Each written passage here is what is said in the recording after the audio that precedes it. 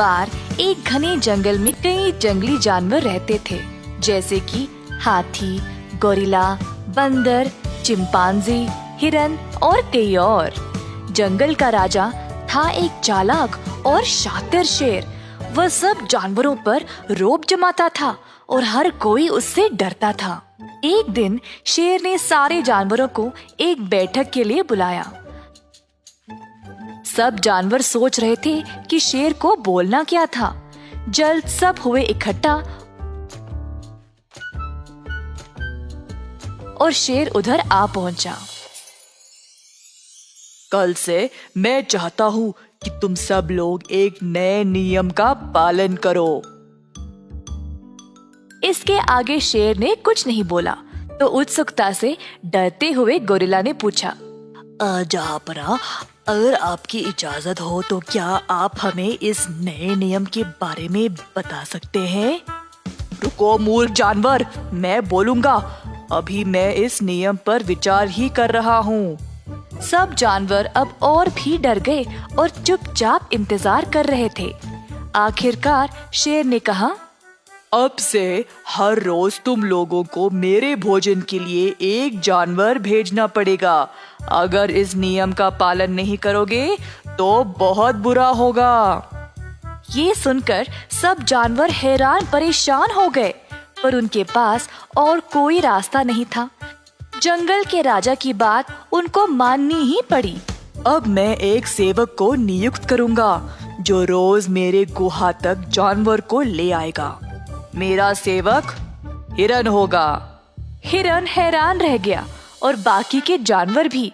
शेर को वापस जवाब देने से हिरन बहुत डरता था, तो धीमी आवाज में उसने कहा, जी जनाब, आप जैसा कहोगे मैं वैसे ही करूंगा।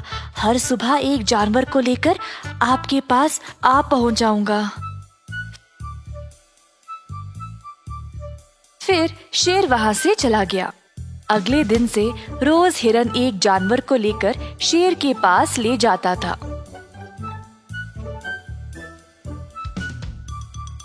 सारे जानवर इस नियम से बहुत परेशान हो गए थे, क्योंकि उनको पता था कि उनकी बारी भी कभी ना कभी तो आएगी ही ना।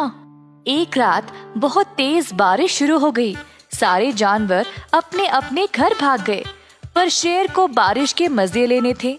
जंगल में घूमता रहा, बारिश में भीगते हुए। वह इतना मग्न था कि उसको पता भी नहीं चला कि वह पूरी रात बारिश में ही भीग रहा था। सुबह सवेरे बारिश के रुकने के बाद थका हुआ शेर अपने घर वापस जाकर सो गया। जब वह जागा तो हिरन उसकी सेवा में उपस्थित था। शेर राजा, आज मैं किसको ले आऊं? बोलने के लिए जब शेर ने अपना मुंह खोला तो उसने जोर से छींका। achoo! शेर को बारिश में भीगने के कारण जुकाम हो गया था। शेर ने फिर से बात करने की कोशिश की, पर उसको सिर्फ छींकें निकल रही थी। शेर बात नहीं कर पाया तो इशारों में हिरन को जाने को बोल दिया। इसी तरह कई दिन बीत गए। इसके कारण शेर को खाने के लिए कुछ नहीं मिल रहा था। अपने गुहा में ही बीमार भूखा बैठा रहा। जल्द शेर कमजोर पड़ने लगा। शेर को इस हालत में देखकर बाकी के जानवरों ने उसकी मदद करने का निर्णय लिया। जंगल में ढूंढकर उन्होंने कुछ जड़ी बूटियों को लाया और उसका एक मिश्रण बनाया। अब ये निर्णय लेना था कि भूखे शेर को ये दवाई देने कौन जाएगा। मैं नहीं जाऊंगा। शेर मुझे देख देख कर थक गया है और मैं भी नहीं जाऊंगा। वो खतरनाक है और इतने दिनों से भूखा भी। मैं अपनी जान जोखिम में नहीं डाल सकता।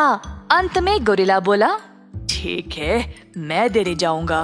शेर राजा, हम सबको पता है कि आप बहुत बीमार हो, तो हमने आपके लिए ये दवाई बनाई है। कृपया इसको ले ले, फिर आप ठीक हो जाओगे। achoo! ठीक है, achoo! उधर छू रख दो, मैं देख लूंगा। गोरिल्ला दवाई रखकर चला गया। दिन पे दिन शेर की हालत और भी बिगड़ने लगी। अंत में उसने दवाई लेने का निर्णय ले लिया। अगले दिन जब शेर जागा तो वह बिल्कुल ठीक हो गया। शेर बहुत खुश था। उसने फिर अपने बर्ताव के बारे में सोचा। उसने अपनी आलस्य की वजह से बाकी के जानवरों को संकट में डाला।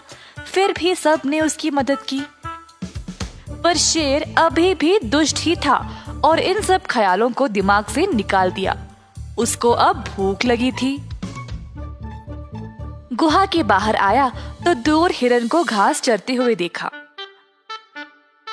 अब शेर शिकार करने कहीं दूर नहीं जा सकता था, तो उसने हिरन को ही फंसाने का निर्णय लिया। शेर हिरन के पास गया और उसी की तरह घास खाने लगा। ये देखकर हिरन हैरान रह गया। जिज्ञासु से हिरन खुद शेर की ओर गया और पूछा, शेर राजा, आप घास क्यों खा रहे हो? आप ठीक तो हो? हाँ, वो दवाई खाने के बाद मुझे लगता है कि मांस से ज्यादा घास ही अच्छा होता है। ओह, मुझे एक जगह पता है जहाँ बहुत सारी घास है। क्या तुम मेरे साथ आना चाहोगे? हिरन ये सुनकर खुश और उत्सुक हो गया कि जंगल का राजा उससे दोस्ती करना चाह रहा था और वह आखिरकार बदल ही गया। खुशी से वह शेर के साथ चला गया। शेर ने हिरन को एक सुनसान जगह पर लिया और अचानक से उस पे वार कर दिया। शेर ने अपने ही सेवक को खा लिया और बाकी जानवरों ने भी सबक सीख ही लिया कि वह शेर पर कभी भी भरोसा ना करे। हिरन को अपनी मासूमियत की कीमत अपनी जान देकर चुकानी पड़ी। इस कहानी से हम ये सीखते हैं कि अपने दुश्मनों पर विश्वास करना खतरनाक है।